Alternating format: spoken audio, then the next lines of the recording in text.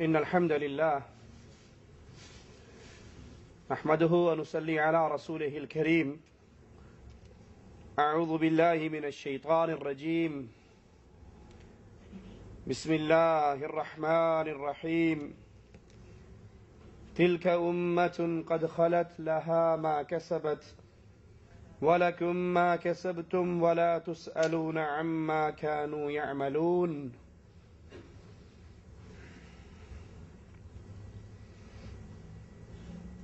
شریعت اسلامیہ میں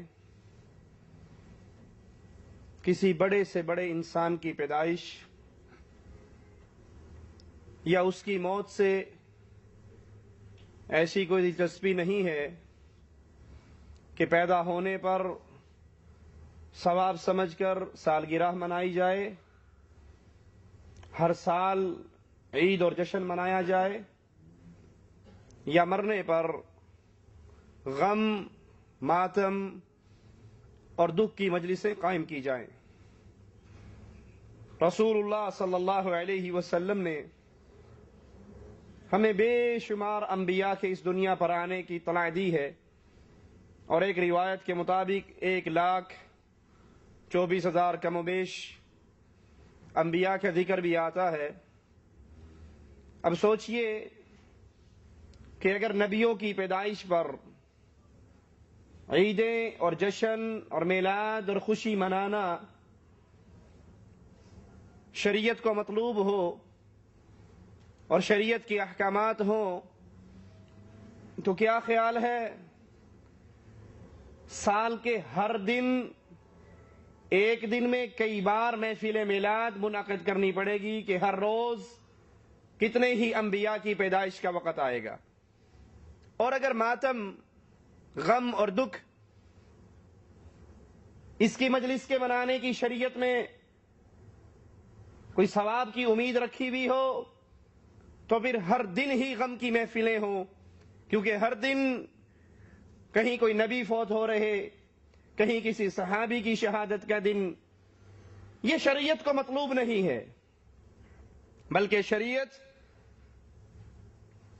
اور حالانکہ شریعت اسلام میں تمام انبیاء پر ایمان لانا ضروری ہے، کسی نبی کا کفر، کسی نبی کا انکار انسان کو اسلام سے باہر کر دیتا ہے۔ آئیے قرآن حکیم بتاتا ہے، ان الذین یکفرون باللہ ورسلہ ویریدون ان یفرقوا بین اللہ ورسلہ ویقولون نؤمن ببعض ونکفر ببعض ویریدون ان یتخذوا بین ذلک سبیلا اولئک هم الکافرون حقا وَأَعْتَدْنَا لِلْكَافِرِينَ عَذَابًا مُهِينًا۔ جو لوگ اللہ کے ساتھ اور اس کے رسولوں کے ساتھ کفر کرتے، اور جو لوگ یہ چاہتے ہیں کہ اللہ اور اس کے رسول کے درمیان فرق رکھیں، اور جو یہ چاہتے ہیں کہ بعض نبیوں پر تو ہمارا ایمان ہے اور بعض پر نہیں، اور چاہتے ہیں کہ اس کے بین بین کوئی راہ نکالیں، یقین جانو کہ یہ سب لوگ اصلی کافر ہیں۔ جو کہیں بعض نبیوں پر تو ایمان ہے اور بعض نبیوں پر ہمارا ایمان نہیں، تو اللہ کہہ رہا ہے اولئک هم الکافرون حقا، یہ لوگ کافر ہیں، یہ اصلی کافر ہیں۔ ان آیات کی روشنی میں لازم ٹھہرا کہ تمام انبیاء کرام پر یکساں ایمان لے کر آئیں۔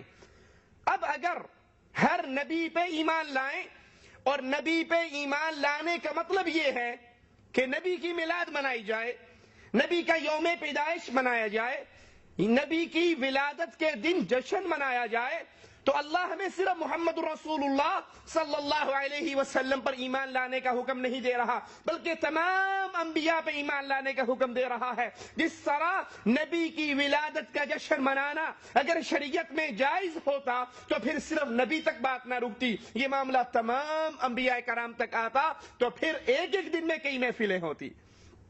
یہی وجہ ہے کہ رسول اللہ صلی اللہ علیہ وسلم نے اپنی 23 سالہ نبوت کا دور، اس 23 سالہ نبوت کے دور میں اللہ کے حبیب علیہ السلام نے نہ اپنی ولادت کا جشن منایا، نہ ابراہیم علیہ السلام کی ولادت کا جشن منایا۔ اللہ کے نبی علیہ السلام ولادت کا جشن مناتے، انبیاء کا نظر نہیں آتے، لیکن دوسری طرف اگر کوئی بات ثواب کی ہو، کوئی بات دین کی ہو، کوئی بات باعث اجر ہو، تو اللہ کے رسول صلی اللہ علیہ وسلم اس کو چھوڑتے ہوئے بھی نظر نہیں آتے.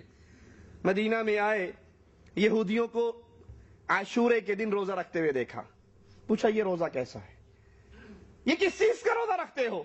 انہوں نے کہا یا رسول اللہ صلی اللہ علیہ وسلم, آج اللہ عز و جل نے, مالک نے موسیٰ علیہ السلام کو نجات دی تھی, فرعون کو ہلاک اور غرق کیا تھا, ہم اس کے شکر کے طور پہ روزہ رکھتے ہیں. آپ نے فرمایا موسیٰ میرا بھائی ہے, میں زیادہ حقدار ہوں کہ اس شکرانے پہ روزہ رکھوں. اگر اللہ نے زندگی دی, موقع دیا, تو اگلے سال میں اس کے ساتھ 9 تاریخ کا روزہ بھی رکھوں گا. اللہ کے نبی صلی اللہ علیہ وسلم اس شکرانے کے طور پہ تو روزہ رکھتے ہوئے نظر آ رہے, لیکن موسیٰ علیہ السلام کی ولادت کا جشن نبی نے نہیں منایا. ابراہیم و اسماعیل علیہ السلام کی ولادت کا جشن رسول اللہ صلی اللہ علیہ وسلم نے نہیں منایا. اور نہ صرف یہ کہ اللہ کے نبی علیہ السلام نے اپنی اور سابقہ انبیاء کی کسی کی ولادت کی محفل منعقد نہیں کی, نہ اللہ کے نبی نے کی, نہ صحابہ کرام نے کی, نہ تابعین عظام نے کی. خیر القرون, جو بہترین دور اللہ کے نبی نے گنوائے, اس کے اندر اس کی نہ کوئی مثال ملتی ہے, نہ کسی صحابی کا کوئی ایک قول ہی ملتا ہے. بلکہ مفتی احمد یار خان تسلیم کرتے ہیں جاء الحق نامی کتاب کے اندر کہ عید میلاد کا آغاز 6 صدی ہجری میں ہوا, اور اس کو ایجاد کرنے والا ملک اربل کا بادشاہ ملک مظفر تھا. اس نے اس کو ایجاد کیا 6 صدی ہجری میں. اگر یہ دین اسلام ہوتا تو نبی کے دور میں ہمیں یہ محفلیں نظر آتی, صحابہ کے دور میں یہ محفلیں نظر آتی. بلکہ مولانا غلام رسول سعیدی بریلوی مکتبہ فکر کے شیخ الحدیث جامع نعیمیہ کے فرماتے ہیں سلف صالحین یعنی صحابہ اور تابعین نے محفل میلاد منعقد نہیں کی. یہ بات بجا ہے, درست ہے. جامع نعیمیہ کے شیخ الحدیث تسلیم کرتے ہیں کہ نہ صحابہ نے محفل میلاد منعقد کی, نہ صحابہ کے بعد تابعین نے محفل میلاد منعقد کی. آئیے ان محفل میلاد منانے والوں کے دلائل سنتے ہیں, اور پھر اس کا جواب اللہ کی کتاب اور محمد کریم صلی اللہ علیہ وسلم کی احادیث اور صحابہ کے عمل سے لیتے ہیں. پہلی دلیل, عید میلاد کا جشن منانے والے, 12 ربیع الاول کو جلوس نکالنے والے, چراغاں کرنے والے, قمقمے جلانے والے, ان کی پہلی دلیل یہ ہے کہ عیسیٰ علیہ السلام نے اللہ سے دعا کی تھی ربنا انزل علينا مائدة من السماء تكون لنا عيدا لأولنا وآخرنا. عیسیٰ علیہ السلام نے دعا کی, اے ہمارے رب ہم پر آسمان سے کھانا نازل فرما کہ وہ ہمارے لیے یعنی ہم میں جو اول ہیں اور جو آخر ہیں بعد والے ہیں سب میں خوشی کی بات ہو جائے. تو معلوم ہوا مائدہ آنے کا دن, جس دن وہ کھانا اترا, اس دن کو عیسیٰ علیہ السلام نے عید کا دن بنایا. اور آج بھی اتوار کے دن عیسائی اسی لیے عید مناتے ہیں کہ اس دن دسترخوان اترا تھا, اور حضور علیہ السلام کی تشریف آوری اس دسترخوان سے بڑھ کر نعمت ہے, لہذا ان کی ولادت کے دن بھی یوم العید منانا چاہیے. یہ پہلی دلیل ہے عید میلاد نبی منانے والوں کی. جواب سنیے, قرآن حکیم کے الفاظ پہ غور کیجئے, لِأَوَّلِنَا وَآخِرِنَا, کہ یہ دن خوشی کا ہو ہمارے اول و آخر کے لیے, یعنی جو پہلے عیسیٰ علیہ السلام پر ایمان لے آئے ان کے لیے بھی خوشی, اور جو ان کے بعد ایمان لے کر آئے ان کے لیے بھی خوشی.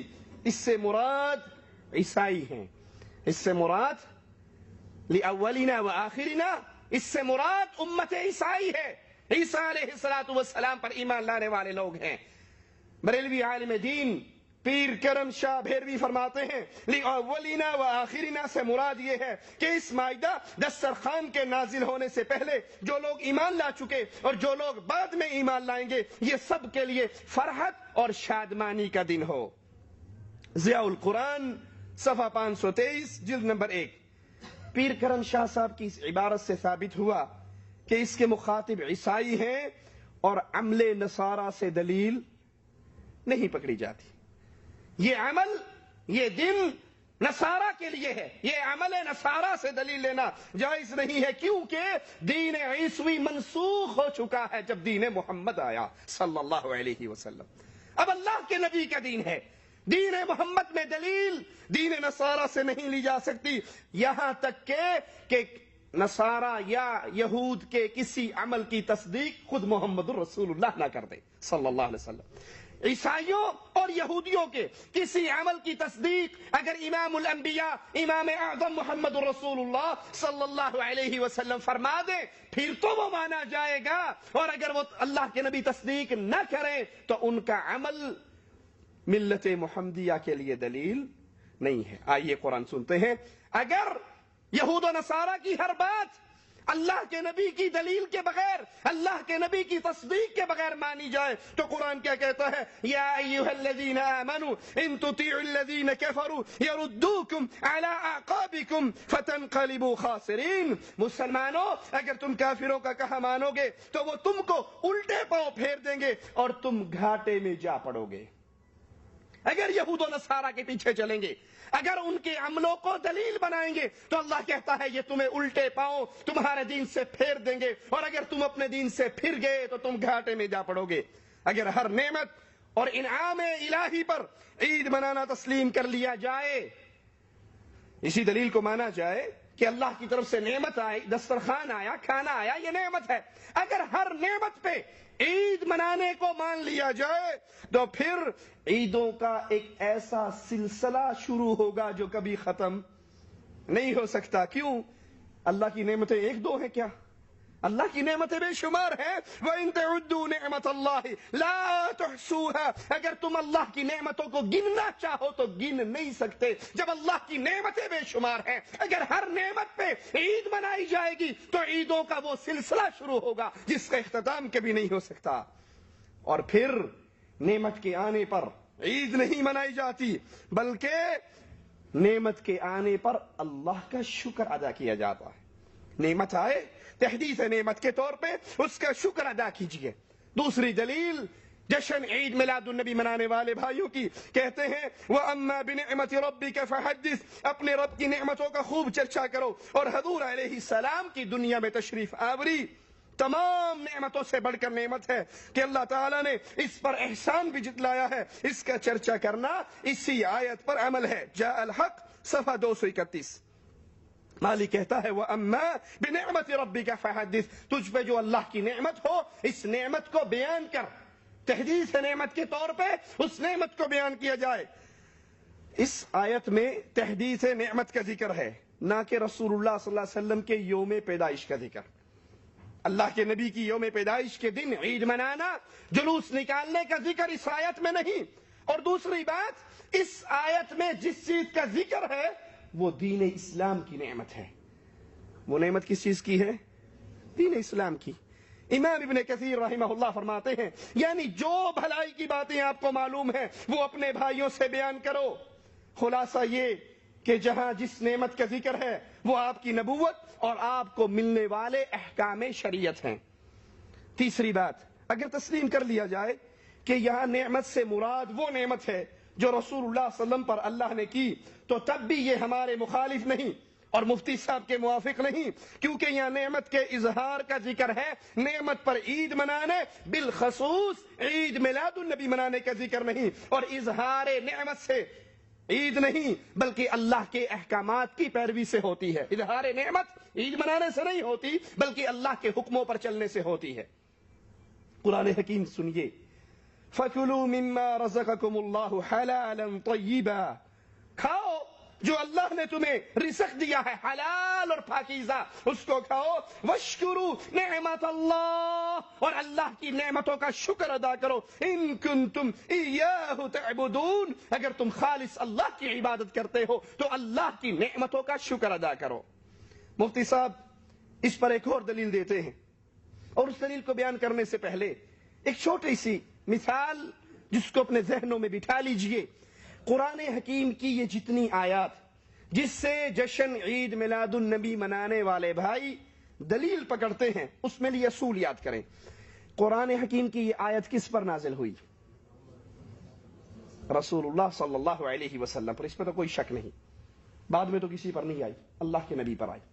اللہ کے نبی نے اس آیت کو سن کر پڑھ کر اپنے صحابہ کو اس کا مفہوم سمجھایا, اس پہ عمل کیا. اگر ان آیات سے جشن عید میلاد النبی ثابت ہوتا تو کیا رسول اللہ صلی اللہ علیہ وسلم نے ان آیات پر عمل کر کے جشن